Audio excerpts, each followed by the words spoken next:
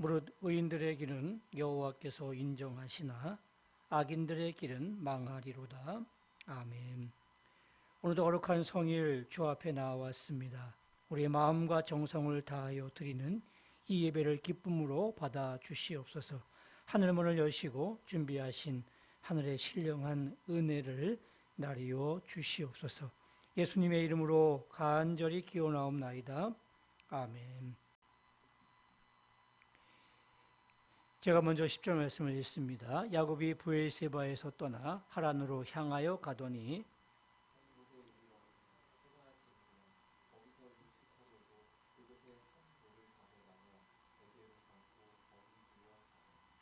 꿈에 본즉 사닥다리가 땅 위에 서 있는데 그 꼭대기가 하늘에 닿았고 또 본즉 하나님의 사자들이 그 위에서 오르락 내리락 하고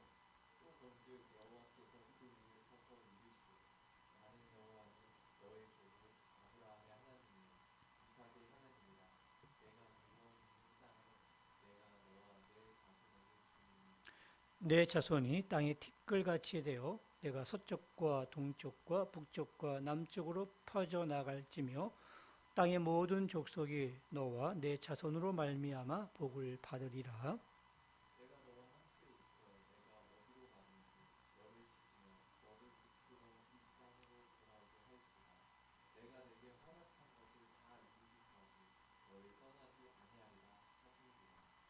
야곱이 잠이 깨어 이르되 여호와께서 과연 여기 계시거늘 내가 알지 못하였도다.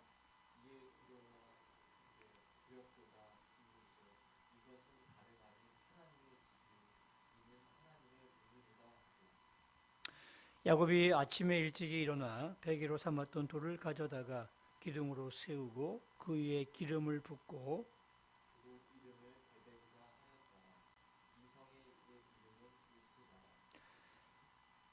야곱이 서원하여 이르되 하나님이 나와 함께 계셔서 내가 가는 이 길에서 나를 지키시고 먹을 떡과 입을 옷을 주시어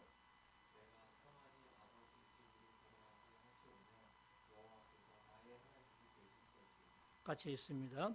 내가 기둥으로 세운 이 돌이 하나님의 집이 될 것이요 하나님께서 내게 주신 모든 것에서 10분의 1을 내가 반드시 하나님께 드리겠나이다 하였더라. 아멘. 할렐루야. 한 주간도 평안하셨습니까? 날마다 주의 평강과 은혜가 함께 하시기를 주님의 이름으로 축원합니다. 우리 옆 사람과 한번 이렇게 인사하겠습니다. 당신의 얼굴을 뵈니 주님의 얼굴을 뵌 듯합니다. 아직도 어색하시죠, 조금은. 예, 우리가 정말 오래 마실 때에는 우리 상대방의 얼굴을 통해서 또 내 얼굴을 통해서 주님의 얼굴이 나타날 수 있는 그런 귀한 은혜가 있기를 바랍니다. 우리는 2026년도 변화와 성숙이라는 그런 교회 표를 가지고 또 열심히 달려가고 신앙생활을 하려고 합니다. 변화와 성숙에 관한 인물, 어떤 인물이 있을까? 우리 첫 번에는 삭개오에 대해서 같이 말씀을 나누었고요. 오늘은 야곱이라는 인물에 대해서 함께 말씀을 나누려고 합니다. 야곱이 오늘 베델에서 하나님을 만나는 그런 사건이 오늘 본문에 기록이 되어 있는데 야곱이 그 아버지를 속이고 또 형이 받을 축복을 가로챘습니다. 형이 분이 났겠죠. 화가 났겠죠. 동생을 죽이려고 합니다. 이 소식을 안 야곱은 이제 야반도주하게 되었습니다. 바로 외삼촌 집으로 향하는 길이었습니다. 바단 아람이라는 곳으로 향하는 길이었는데 굉장히 먼 길이었습니다. 그는 홀로 광야길을 걸어갑니다. 얼마나 처량하고 또 얼마나 외로웠을까요? 그 가는 길에 이제 밤을 맞이하게 되었습니다. 광야입니다. 어쩔 수 없이 이제 광야에서 자신이 누울 만한 한 장소를 발견하고 거기서 돌을 가져다가 베개 삼아서 이제 잠을 청하게 되었습니다. 근데 꿈속에서 갑자기 하늘에서 사닥다리가 내려오는 겁니다. 아주 긴 사닥다리였습니다. 끝이 하늘에 닿았습니다. 그리고 그 사닥다리를 통해서 천사가 오르락 내리락하는 그러한 꿈을 꿔놓고 또 그 맨 타닥다리 위에 하나님이 계시는 그런 꿈을 꾸게 되었습니다. 하나님께서 이렇게 말씀하십니다. 나는 내 조부 할아버지 아브라함의 하나님이요 내 아버지 이삭의 하나님이다 하면서 내게 땅을 주겠고 내 자손이 땅의 티끌같이 많아지겠고 또 너는 복의 통로가 돼서 내 자손들이 많은 사람들에게 복을 주는 그런 귀한 일들을 하겠다라고 말씀해 주셨습니다. 이 약속을 듣고 깜짝 놀라서 깨었습니다. 두려움과 감격 속에서 하나님께서 여기 계셨다. 여기 계신 걸 내가 알지 못했구나 라는 것을 다시 한번 깨달으면서 그는 이렇게 서원을 했습니다. 하나님이 나와 함께 하셔서 내가 가는 이 길 속에서 평안히 이곳으로 돌아오게 하시면 내가 하나님께서 나의 하나님이 되실 것이고 또 이 돌이 하나님의 집이 될 것이고 내가 모든 소득의 10분의 1을 하나님께 드리겠습니다 라는 그러한 서원이었습니다. 야곱은 이 사건을 통해서 하나님을 만났습니다. 그리고 새 힘을 얻었습니다. 약속을 받았습니다. 그리고 새로운 삶을 결단하는 그런 귀한 시간을 갖게 되었습니다.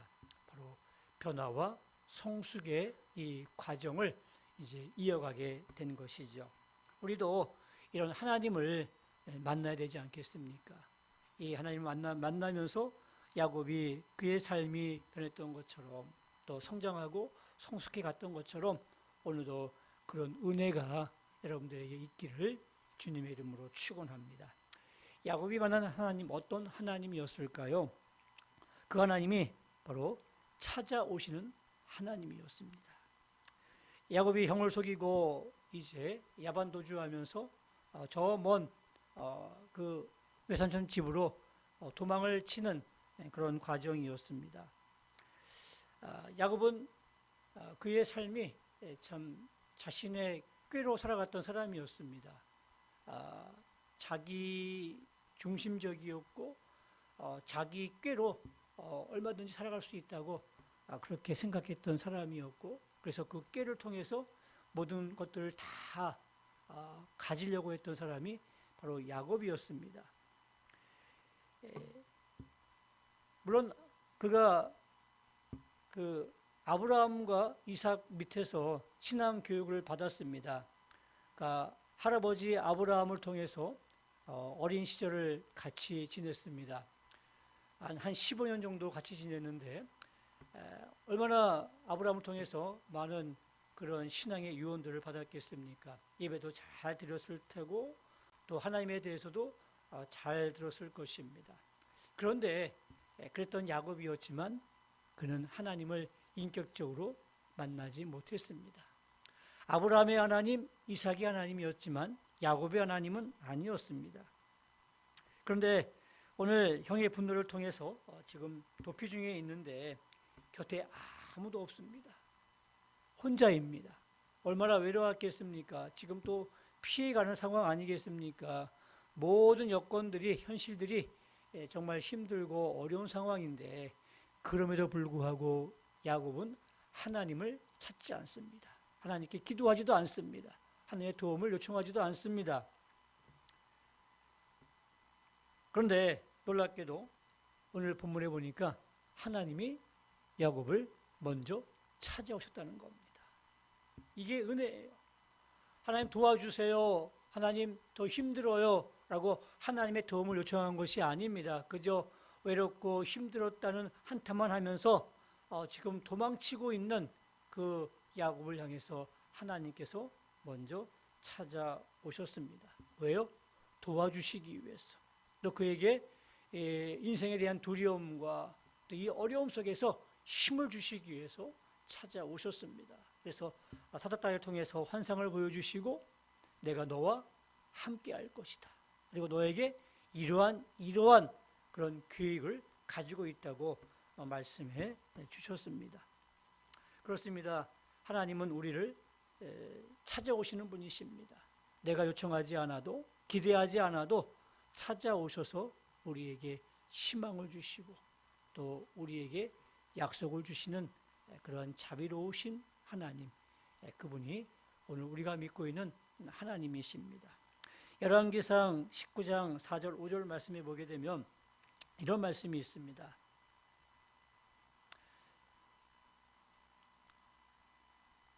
여호와여, 넉넉하오니 지금 내 생명을 거두시옵소서.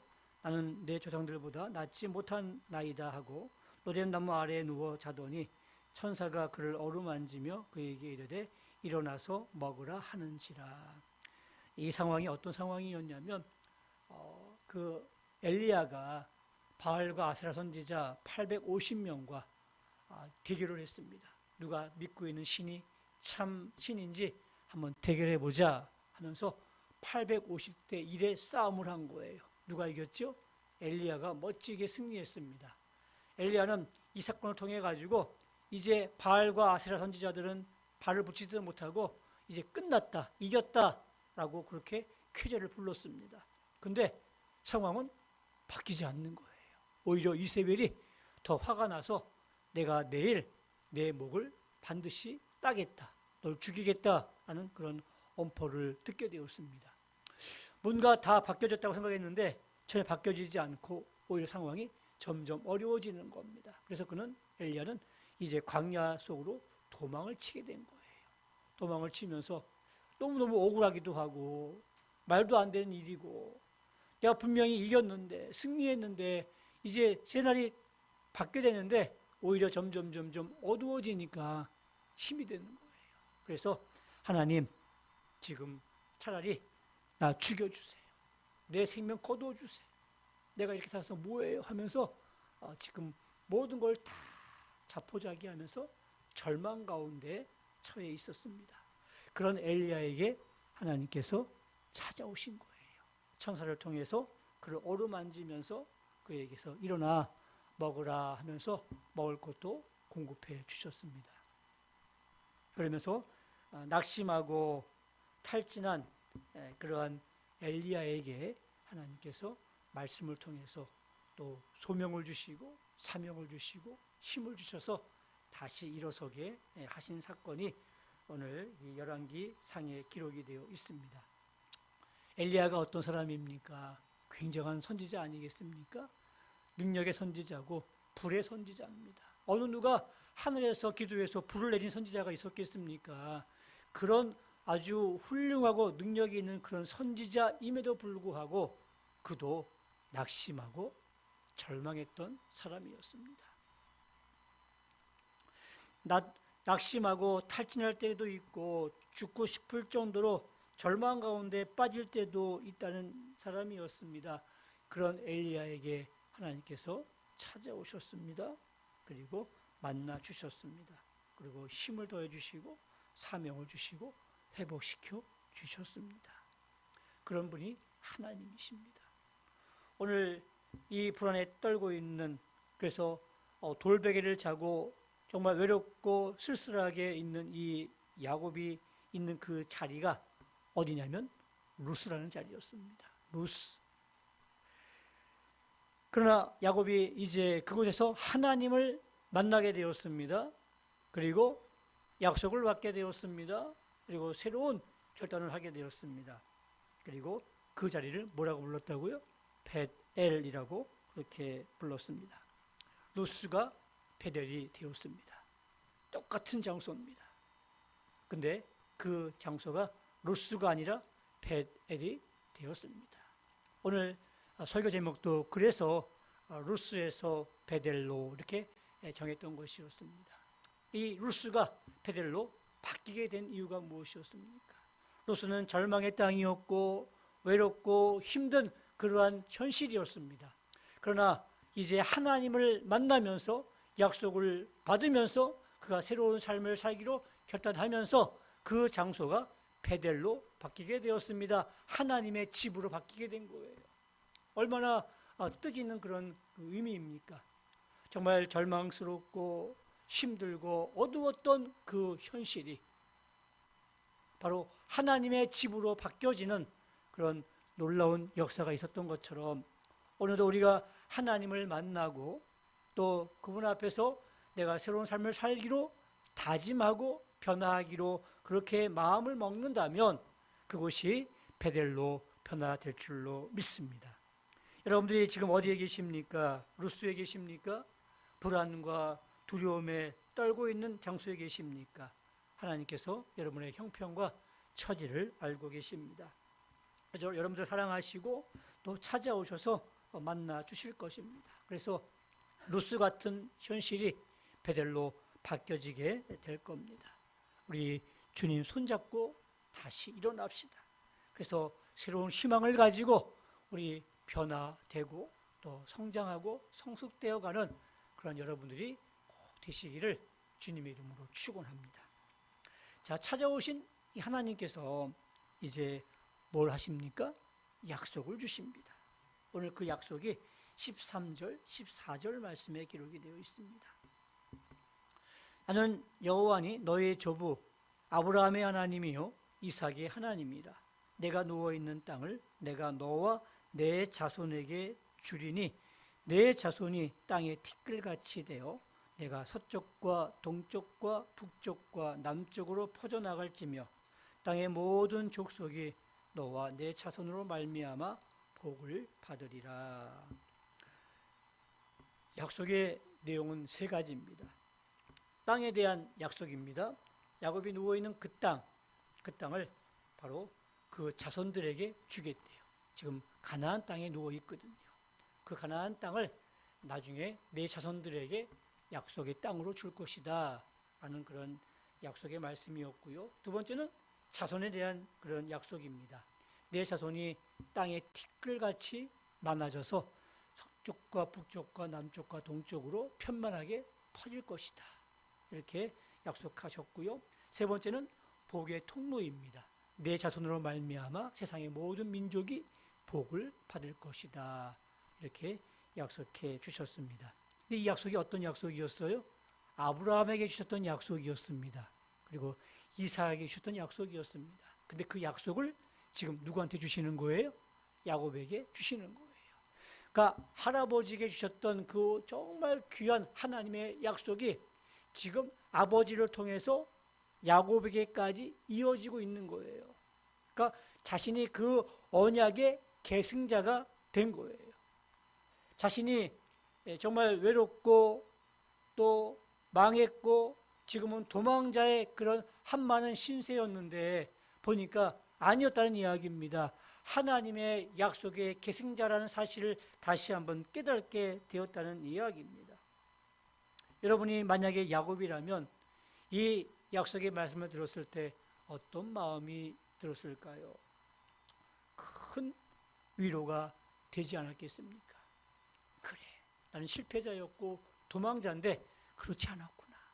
내가 그 할아버지와 아버지에게 하셨던 그 언약의 계승자가 된 거구나 하면서 굉장한 그런 소망을 갖게 되었을 것입니다. 자신이 특별한 존재요 또 언약 안에 있는 존재라는 사실을 그는 새롭게 깨닫게 된 겁니다. 다시 말하면 그의 정체성을 알게 된 겁니다. 또 하나는 소망을 가지게 되었습니다.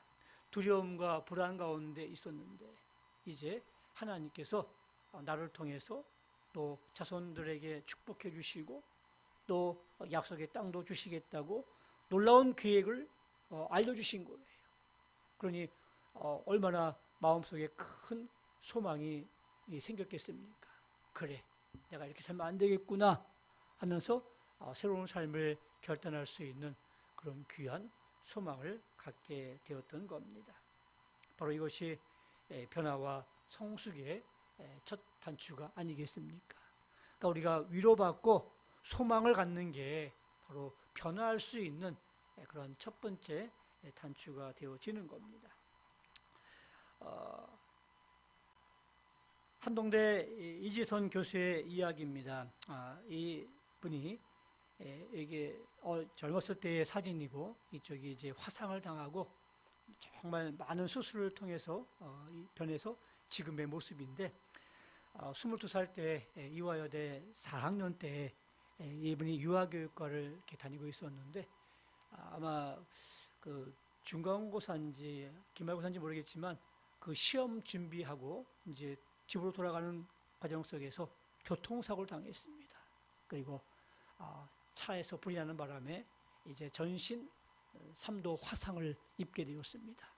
몸의 55%가 다 타버렸어요. 죽을 수밖에 없는 상황이었지만 또 의학의 기술로 간신히 목숨을 연명하게 되었습니다.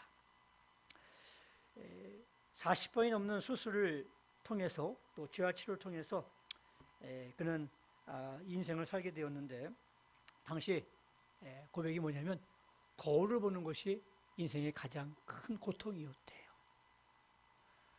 특히 여성 아니겠습니까? 자신의 얼굴 보는데 너무너무 달라진 거예요. 보는 그 저 자체가 죽을 고통보다 더 큰 고통이었대요. 근데 살아있는데 어떻게 해요?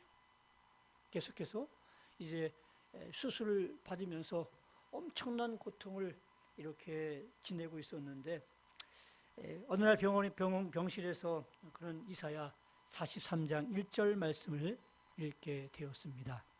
한번 같이 읽겠습니다. 시작. 야곱아, 너를 창조하신 여호와께서 지금 말씀하시느니라. 이스라엘아, 너를 지으신 이가 말씀하시느니라. 너는 두려워하지 말라. 내가 너를 구속하였고 내가 너를 지명하여 불렀나니 너는 내 것이라. 이 말씀이 야곱에게 하신 말씀인데 자신에게 하신 말씀으로 들리는 거예요. 두려워하지 말아라. 내가 너를 구속했고 너를 지명하여 불렀나니 너는 내 것이라. 그런 하나님의 음성을 들으면서, 그래, 내가 하나님의 것이구나. 하나님께 나를 구속해 주셨구나. 내가 두려워할 필요가 없겠구나.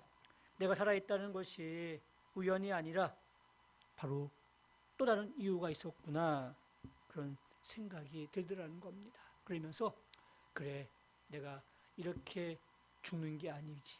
분명히 내가 이렇게 된 것도 하나님의 뜻이 있을 거야 라고 생각하면서 이제 자신이 더 이상 사고의 피해자가 아니고 또 실패한 인생이 아니라는 것을 깨닫게 되었습니다. 그런 이제 하나님의 소중한 작품이요 사명이 있는 존재라는 정체성을 발견하고 그런 희망을 얻게 되었습니다. 그래서 저는 미국으로 유학을 가게 되었죠. 그래서 미국에서 재활 심리학을 전공해서 박사학위를 받고 이제 국내로 돌아오게 되었습니다. 돌아와서 지금은 한동대학교에서 이제 많은 젊은이들에게 또 소망을 주면서 또 학문을 가르치는 그런 교수로서 사역을 감당하고 있습니다. 그는 이렇게 고백을 합니다. 내가 바랐던 삶과는 너무나 달랐지만 지금 나는 하나님이 약속하신 대로 복이 되고 있습니다. 하나님은 나를 불쌍히 여긴 것이 아니라 새롭게 사용하신 것입니다. 나는 기적적으로 나은 것이 아니라 기적적으로 살아가고 있는 중입니다. 참 멋있지 않습니까? 나를 새롭게 사용하신 거라고. 나는 기적적으로 나은 것이 아니라 기적적으로 살아가고 있는 중이라고 그렇게 고백을 하고 있습니다. 오늘도 우리가 하나님의 말씀 속에서 약속을 발견할 수 있다면 야곱처럼 또 이지선 교수처럼 우리도 자신을 발견하게 될 겁니다. 그러면 다시 일어서게 될 것이고 또 이전과 새로운 삶을 살게 될 것입니다. 이게 변화와 성숙을 위한 그런 과정이라고 생각이 되어집니다. 자, 그러면 마지막으로 찾아오셔서 약속을 주신 하나님, 그 하나님에 대해서 야곱은 어떻게 반응을 하고 있을까요? 그 반응이 오늘 20절, 22절 말씀이에요. 야곱이 서원하여 이르되 하나님이 나와 함께 계셔서 내가 가는 이 길에서 나를 지키시고 먹을 떡과 입을 옷을 주시오 내가 평안히 아버지 집으로 돌아가게 하시오면 여호와께서 나의 하나님이 되실 것이요 내가 기둥으로 세운 이 돌이 하나님의 집이 될 것이요 하나님께서 내게 주신 모든 것에서 10분의 1을 내가 반드시 하나님께 드리겠나이다. 이렇게 하나님 앞에 서원을 한 겁니다. 그러니까 찾아오셔서 위로하시고 소망을 주시고 약속을 주신 그 하나님에 대해서 야곱이 지금 반응을 하고 있는 겁니다. 이게 서원이에요. 그 서원이 세 가지입니다. 이제 하나님을 자신의 하나님으로 삼겠다는 이야기예요. 그전까지는 아브라함의 하나님이었습니다. 할아버지 하나님이었습니다. 이삭의 하나님이었습니다. 자신의 아버지 하나님이었습니다. 근데 이제 그 하나님이 나의 하나님이 되겠다는 이야기예요. 지금까지는 할아버지가 믿었던 하나님, 아버지가 그토록 섬겼던 하나님이셨는데 이제는 내가 섬기는 하나님이 되겠다는 이야기입니다. 하나님을 섬기겠다는 이야기예요. 우리 역시 마찬가지 아니겠습니까? 믿음의 집안에 태어난 사람들은 어쩔 수 없이 태어나면서부터 어머니를 따라서 교회에 나오잖아요. 그러다 보니까 그 믿음이 그대로 이렇게 이어지는 것 같은데 인격적으로 하나님을 만나지 못하는 경우도 많이 있어요. 그죠? 그건 할아버지 하나님이고 어머니 하나님이고 아버지 하나님이에요. 내 하나님이 아니라는 이야기죠. 내가 만나야 되는 겁니다. 기독교 신앙은요, 어떤 믿음을 이렇게 믿음 생활할 수 있는 그런 좋은 배경들은 우리가 가질 수 있지만 그 안에서 하나님을 만나는 것은 내 몫입니다. 오롯이 내가 만나야 되는 거예요. 그 인격적인 하나님을 내가 만나서 나의 하나님이 되어야 되는 거예요. 이제 야곱은 이 베델에서 루스에서 하나님을 만난 다음에 그 하나님을 나의 하나님으로 삼겠다 이렇게 고백하고 있는 거예요. 두 번째, 그는 하나님을 예배하는 예배자로 살겠다는 겁니다. 어떤 상황에도 어떤 조건 속에서도 하나님을 예배하며 예배자로 살겠다고 그렇게 다짐하고 있습니다. 또 세 번째는 헌신의 삶을 살겠다고 다짐하고 있는 겁니다. 내가 누리는 모든 것이 하나님이 주신 것임을 알고 그래서 내가 10분의 1을 하나님께 드리겠다 이렇게 고백을 하는 겁니다. 야곱이 왜 이 소원을 했을까요? 너무너무 감사했어요. 자신이 혼자였고 외롭고 고독한 가운데 이 광야길을 걸어가고 있는데 하나님께서 나타나셔가지고 내가 혼자가 아니다. 내가 너와 함께 하겠고 네가 이러한 기회를 갖고 있는데 이렇게 내가 축복해 줄 거야.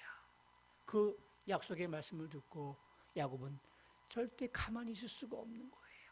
그래서 그 하나님의 은혜에 대한 응답으로 지금 헌신을 서원을 하고 있는 겁니다.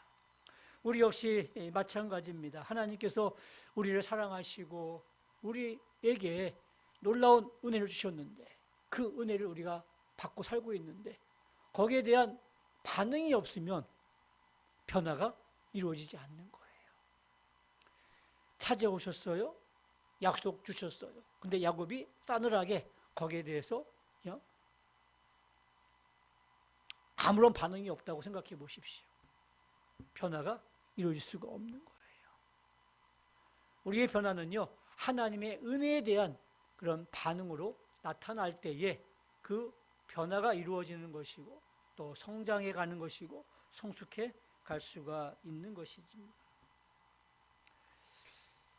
사도 바울도 마찬가지였습니다. 사도 바울이 주님을 만난 다음에 그가 4번의 그 전도 여행을 하게 되었는데 대략 11년 동안 하게 했었고요.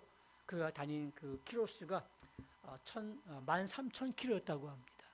그러니까 지구의 3분의 1을 갔는데 뭐 지금처럼 비행기가 있거나 또 자동차가 있으면 훨씬 더 쉬웠을 텐데 그 당시에는 걷는 거예요. 걷는 거.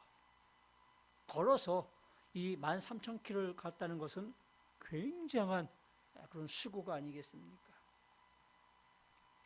그가 이 전도하면서 겪었던 고초를 고린도후서 11장 23절 이하에 기록하고 있는데 옥에 갇히기도 했고 매도 수없이 맞았고 여러 번 죽을 뻔하였고 또 유대인에게서 40에 하나감한 매를 5번 맞았고요.